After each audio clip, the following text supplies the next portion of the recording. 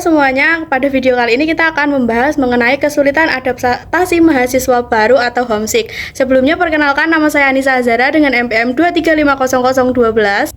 Halo, perkenalkan saya Dina Putri Lestari dengan NPM 2350008 dari kelas BK01 semester 4. Saya berperan sebagai konseli. Saya Pasa Aurum Kuria Permana, NPM 2350017. Saya berperan sebagai kameramen dan editor. Pada kesempatan kali ini kita akan membahas mengenai kesulitan adaptasi mahasiswa baru atau homesick. Nah, teman-teman pasti udah nggak asing nih sama yang namanya homesick. Sebenarnya homesick itu apa sih? Nah, homesick sendiri itu adalah keadaan di mana seseorang ketika berada jauh dari orang tua atau jauh dari lingkungannya, kayak dia tuh pengennya ngerasa pulang. Nah, pasti mahasiswa baru yang merantau atau berada jauh maksudnya kampusnya itu jauh dari rumah, nah pasti kan ngekos tuh. Nah pasti dia tuh pengen sekali kayak pulang terus, pokoknya di pikirannya saya pengen pulang, saya pengen pulang, saya pengen pulang. Nah pada kesempatan kali ini kita mungkin akan memberikan sedikit saran bagi kalian yang merasa homesick, mungkin bisa diterapkan dalam masalah kalian. Maka dari itu stay tune.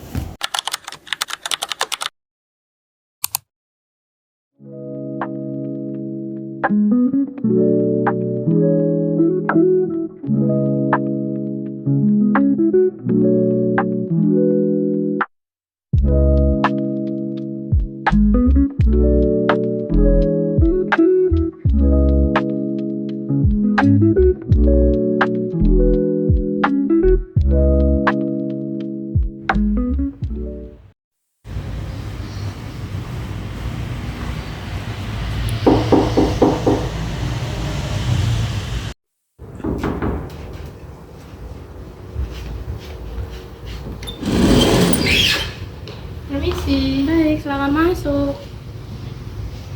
Silakan duduk dulu.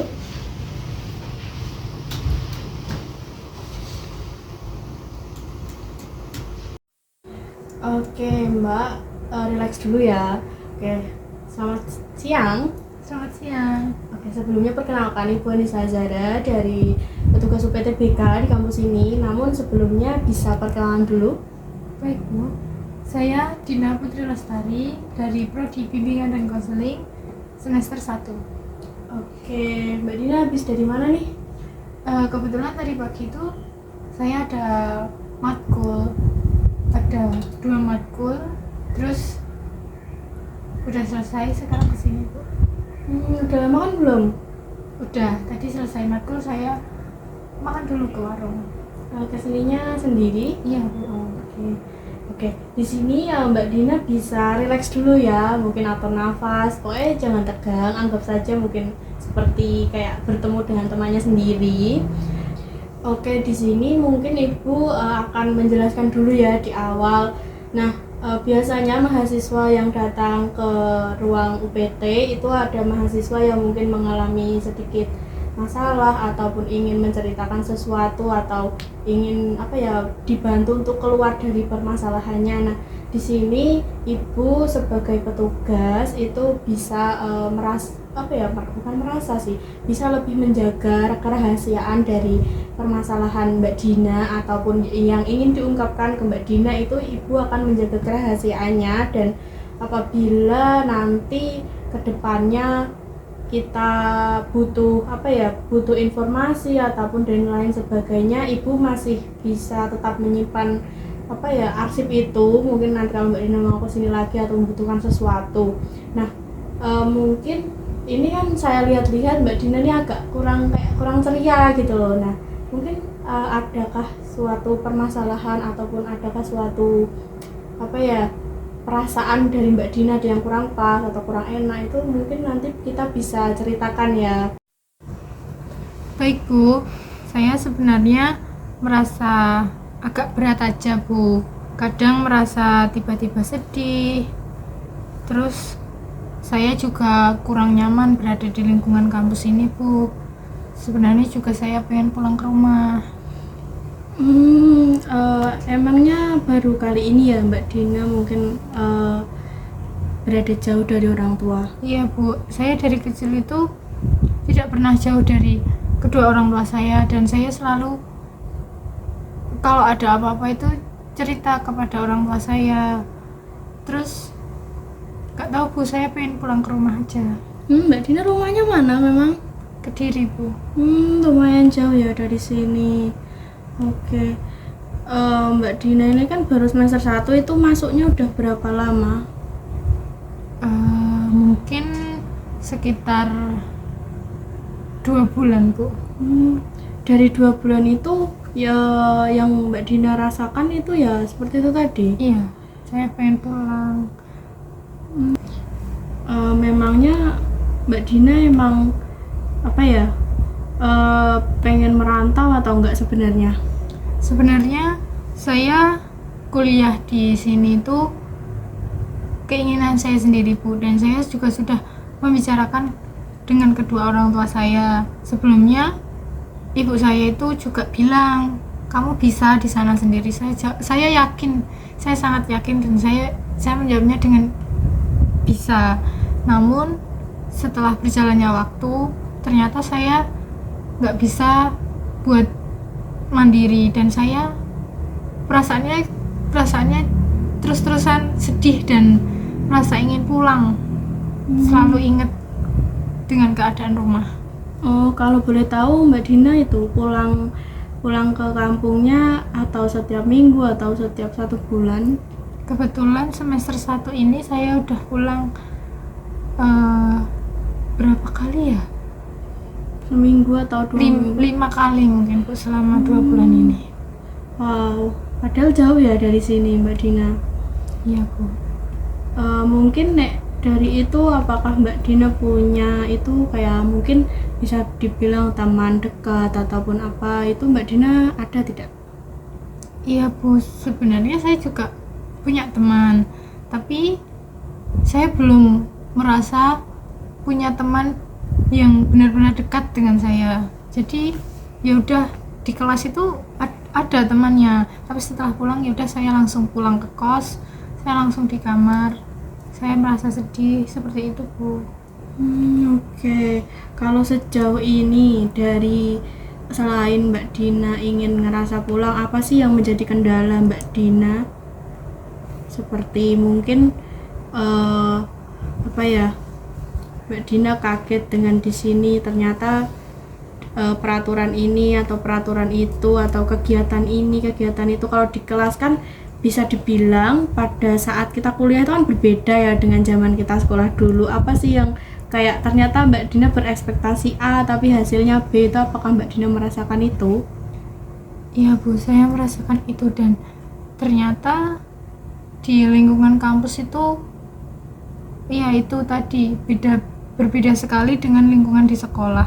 Di lingkungan kampus itu banyak sekali teman-teman saya yang asing, dan mereka itu terlalu individu, sedangkan saya sendiri dari kecil itu nggak merasakan individu seperti itu loh Bu. Selalu rame-rame gitu. Oke.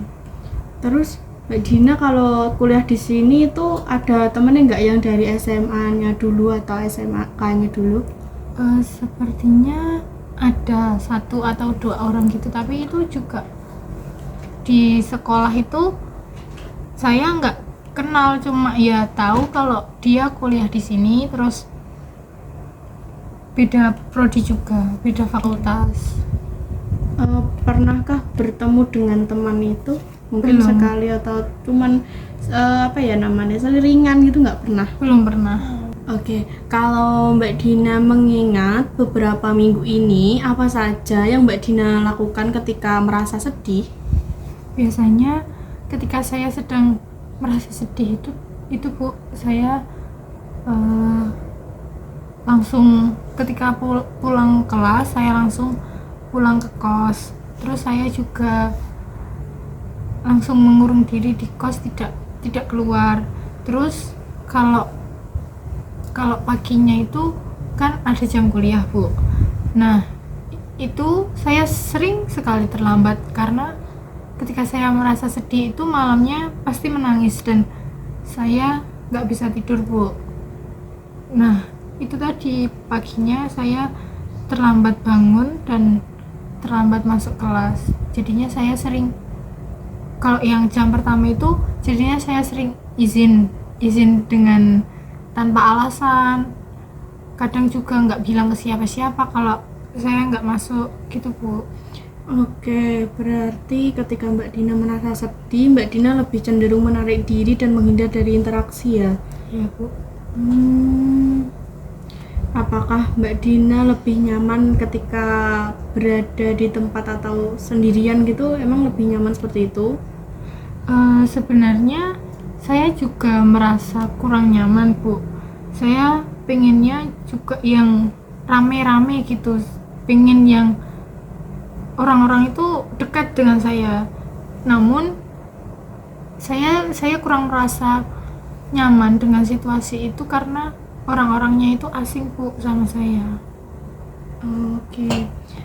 Dari yang Mbak Dina ceritakan, sepertinya kayak ketika merasa tidak nyaman, Mbak Dina lebih memilih menghindar.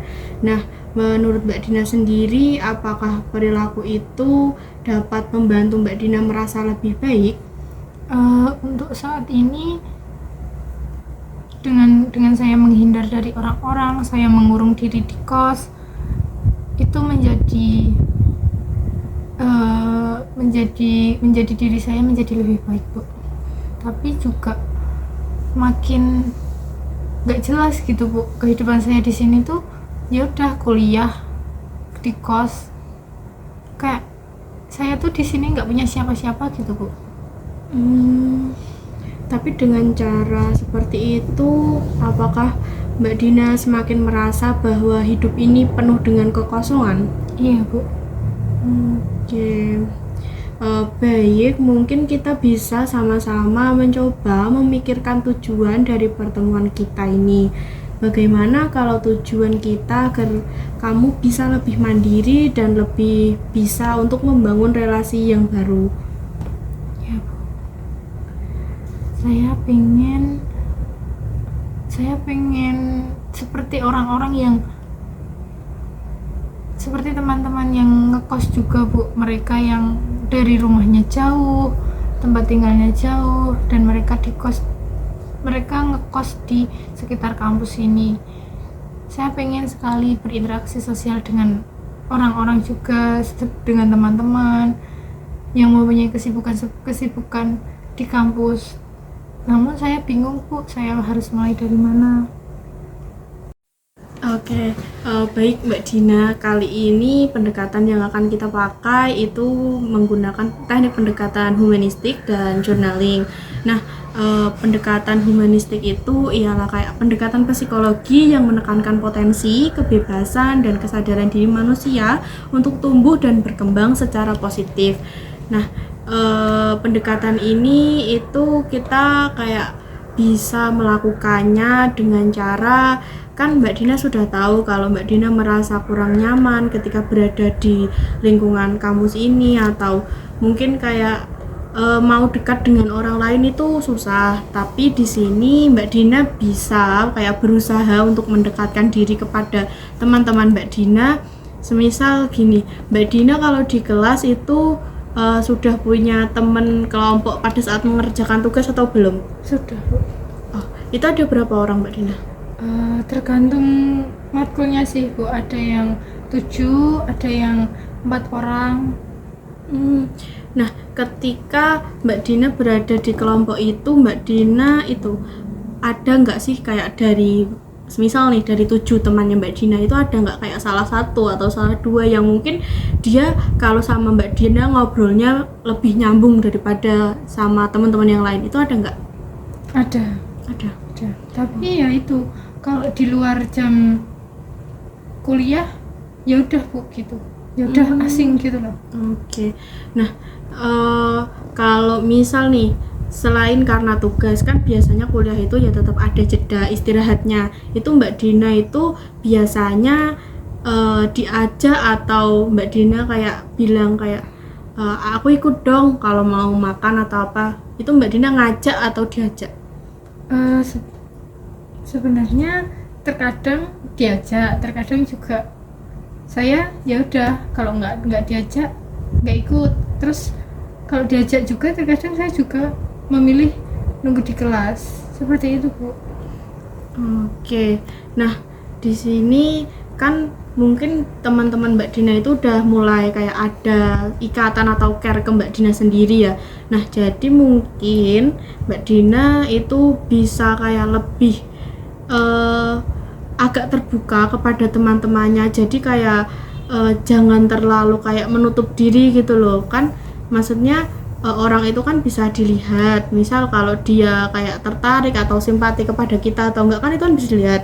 Nah apabila kayak teman Mbak Dina kayak benar-benar ngelihat Mbak Dina kayak mau ngajak atau gimana, mungkin Mbak Dina harus kayak lebih bisa kayak oke, aku ikut atau bagaimana. Mungkin kalau pada saat Mbak Dina benar-benar ngerasa sedih atau kesepian apabila ada teman Mbak Dina yang mau ikut ada teman Mbak Dina yang mau pergi atau mau jajan dan lain sebagainya, Mbak Dina ikut aja.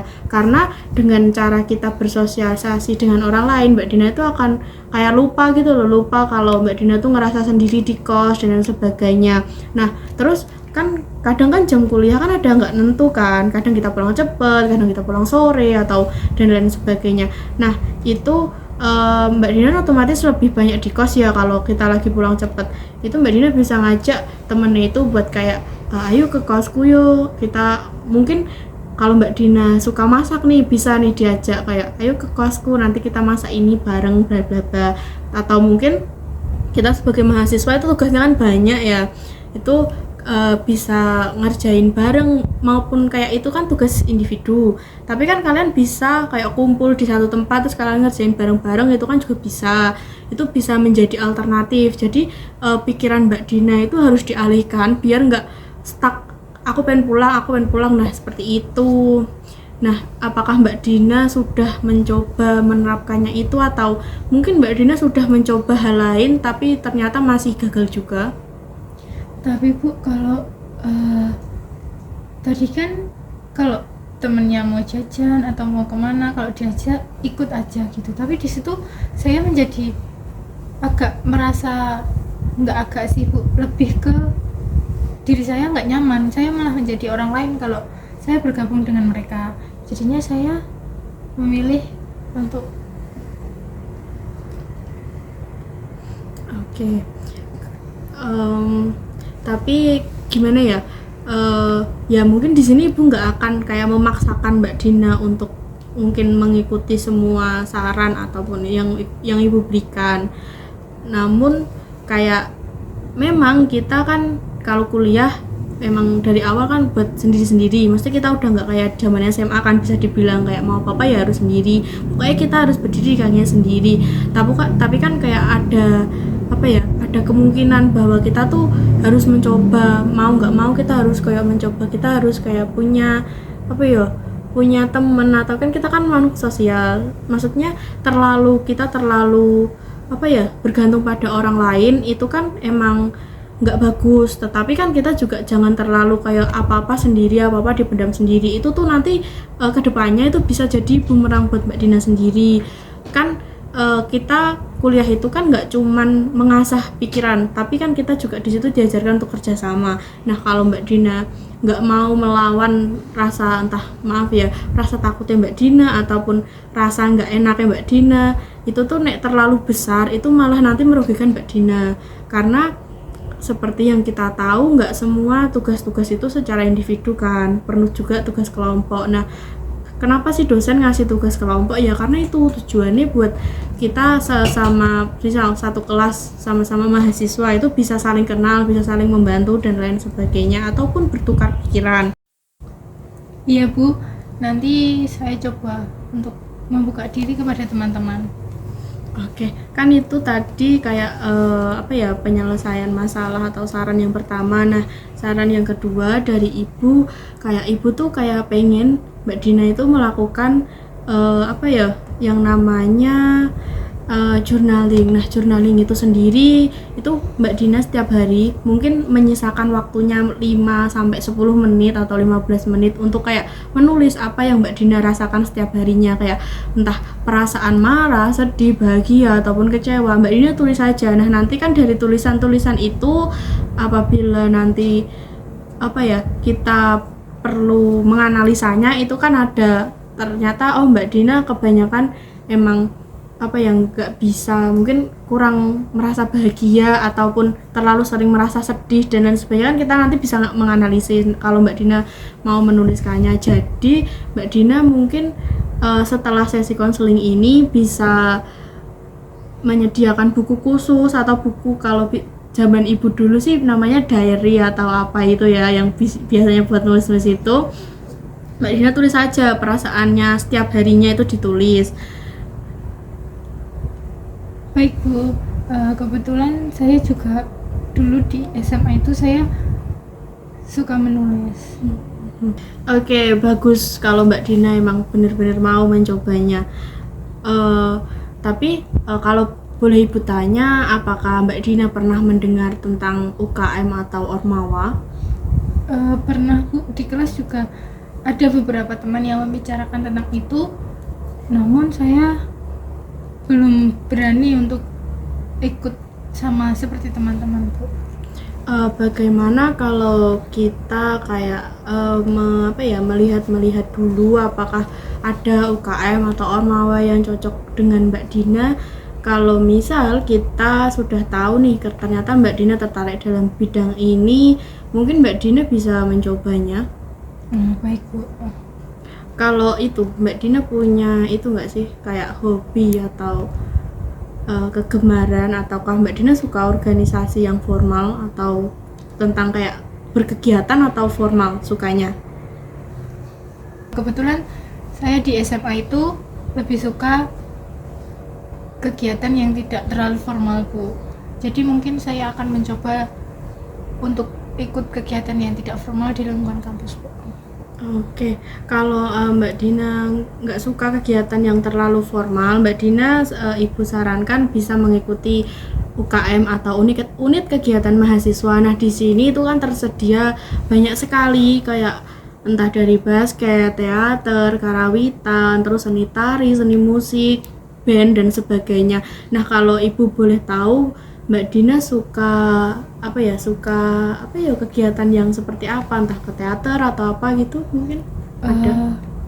Kalau di SMA itu saya pernah mengikuti kegiatan seperti karawitan Bu. Mungkin nanti saya di kampus juga untuk mencari informasi terlebih dahulu tentang karawitan itu, nanti saya mencoba untuk bergabung dengan UKM tersebut.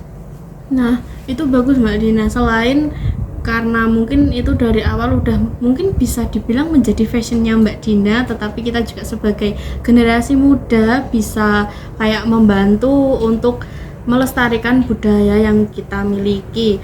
Nah, walaupun tadi Ibu menyarankan Mbak Dina untuk ikut UKM, itu hanya sebagai Mbak Dina biar tidak merasa kesepian, tetapi Ibu berpesan kepada Mbak Dina agar tidak melupakan kuliahnya, maksudnya tetap fokus pada kuliahnya dulu. Itu hanya sebagai refreshing ya kan, namanya hiburan, karawitan kan bukan buat hiburan. Jadi Ibu harap dengan Mbak Dina mengambil kegiatan ini itu bisa merilekskan pikiran, dan itu saya rasa orang tua Mbak Dina akan merasa lebih wong Jawa ngomongnya ayem kalau anaknya berkegiatan, jadi nggak pulang terus. Nah, seperti itu. Nah, nanti apabila Mbak Dina sudah masuk ke dalam UKM-nya, Ibu harap Mbak Dina mau kayak bersosialisasi. Kan kalau di karawitan kan pemainnya itu kan banyak ya, ada bonang, yang megang bonang, gong dan lain sebagainya. Itu kan pasti banyak banget orangnya.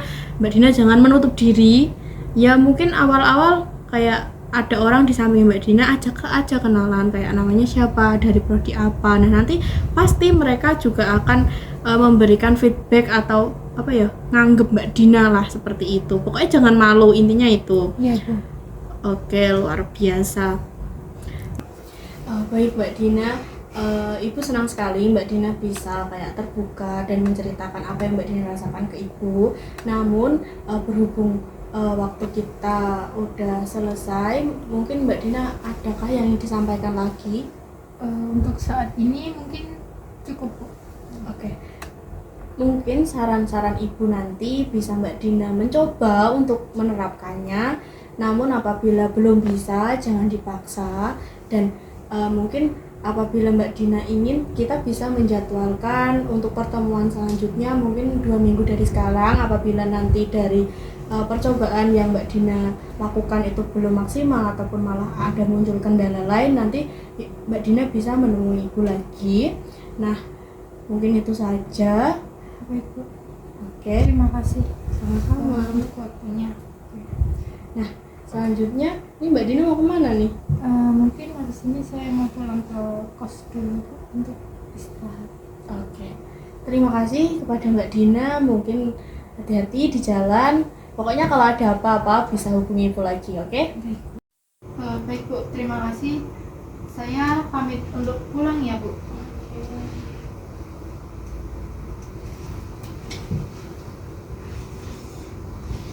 Mari, Bu.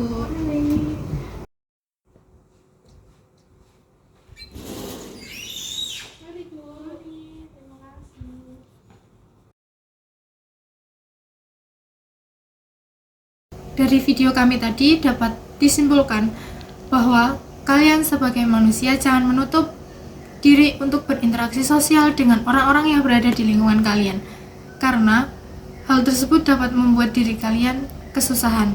Pesan dari kami, konseling bukan tempat untuk orang-orang yang lemah, namun konseling adalah tempat untuk orang-orang yang ingin berproses. Terima kasih.